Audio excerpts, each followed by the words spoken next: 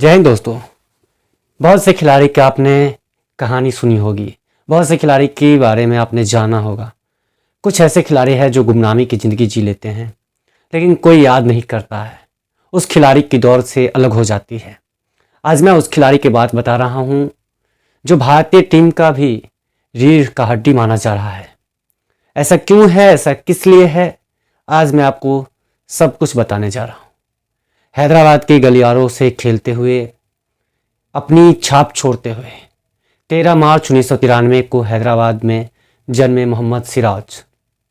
उनके पिता एक ऑटो ड्राइवर थे। उनकी इतनी तनख्वाह ना थी कि उतनी कमाई ना थी कि वो अपने बच्चे को एक अच्छे से स्कूल में अच्छे से मेंटेनेंस करवा सकें। लेकिन वक्त के साथ हालात सब कुछ बदला। उस पिता की कहानी से बहुत कहानी सीखी है लोगों ने। उन पिताओं से लोगों ने एक प्रेरणा बनाई है। कहते हैं हर सफल इंसान के पीछे किसी न किसी का हाथ होता है।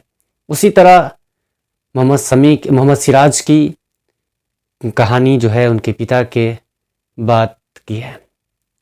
दरअसल मोहम्मद सिराज हैदराबाद के गली से निकलते हुए वो आज दुनिया के नंबर 1 गेंदबाज माने जा रहे हैं।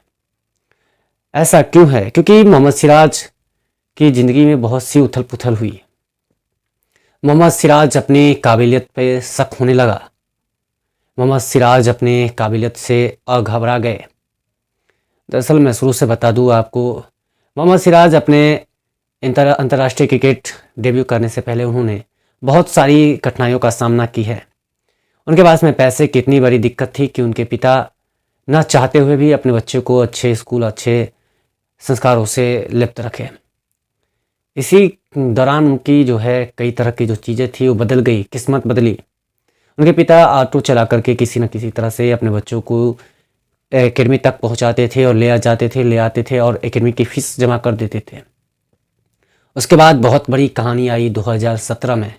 वो तमाम जो है वो पीछे रह गई। लेकिन जो 2017 में भारत और न्यूजीलैंड के बीच T20 सीरीज खेली गई, जिसमें भारतीय टीम का बोलबाला रहा, लेकिन मोहम्मद सिराज की गेंदबाजी में वो दमखम दिखी नहीं।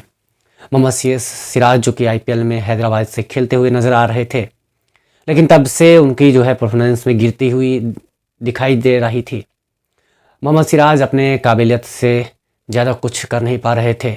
उनकी गेंदबाजी की उतनी शैली भी नहीं मानी जा रही थी जिस तरह से उनके प्रदर्शन रहती थी। मोहम्मद सिराज अपने गेंदबाजी पे काम करते रहे।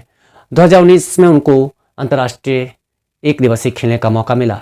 उनकी गेंदबाजी में वो दमखम दिख नहीं रही थी। वो काफ़ी ज़्यादा किफ़ायती हो रहे थे। उनकी सोच में बहुत सारे जो है चीज़ें को दिक्कत करना पड़ रहा था। बात हुई जब 2020 में, जब भारतीय टीम ऑस्ट्रेलिया के सरजमी पे जाकर के ऑस्ट्रेलिया को हराई। उसमें बहुत बड़ा योगदान रहा मोहम्मद सिराज की। सब खिलाड़ी IPL खेल करके दुबई से अपने घर को वापस आ गए। कई खिलाड़ी जो कि है वहाँ से सीधे गावा खेलने यानी ऑस्ट्रेलिया खेलने चले गए। लेकिन इन सब के बीच में उन्होंने बहुत कुछ खो दिया।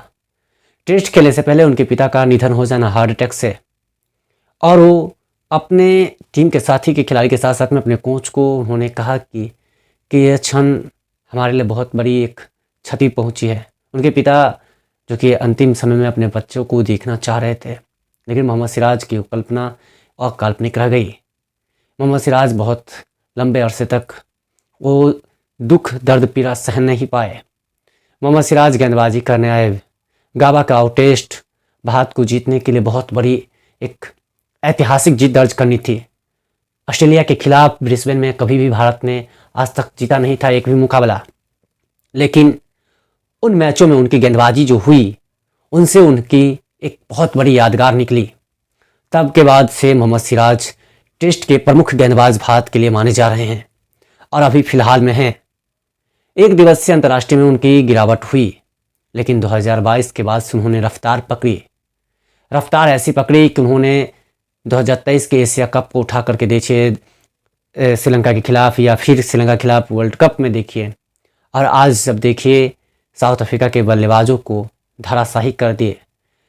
15 रन देकर के 6 विकेट लेना ये मामूली बात नहीं होती है। किसी भी सरजमी पे किसी की जैसे विदेशी सरजमी पे जाकर के ऐसे गेंदबाजी करना, ऐसी उन्होंने अपने फिटनेस के साथ साथ में अपनी गेंदबाजी पे भी काम की।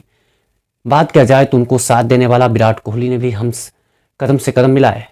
जहाँ पे रॉयल चैलेंजर्स बेंगलोर ने अपने 4 खिलाड़ी को रिटेन करना था 2022 के लिए, लेकिन उनमें उन्होंने आरसीबी के प्रमुख गेंदबाज कहे जाने वाले युजवेंद्र चहल को छोड़ना पड़ा, कई बड़े खिलाड़ियों को उनको छोड़ना पड़ा, लेकिन मोहम्मद सिराज को उन्होंने अपनाया। इसमें बहुत बड़ा हाथ विराट कोहली के साथ साथ में उन तमाम क्रिकेट प्रेमियों को भी जाती है। और ये कहानी दर्शाती है कि हौसले बुलंद रहे तो इंसान कुछ भी कर सकती है। इंसानों के पीछे दुख, दर्द, पीड़ा सब कुछ रहता है, तब पर भी वो आगे बढ़ती है। उसी तरह मोहम्मद सिराज ने अपनी काबिलियत, अपने विश्वास पे कायम रखा और आज वो दुनिया के तेज़ गेंदबाजों के नंबर 1 गेंदबाज है। इसमें कोई दो राय नहीं है कि उनसे बेहतर मोहम्मद सिराज से बेहतर बुमराह है। ऐसा भी नहीं कह सकते हैं, क्योंकि बुमराह से भी आगे अभी निकल रहे हैं मोहम्मद सिराज।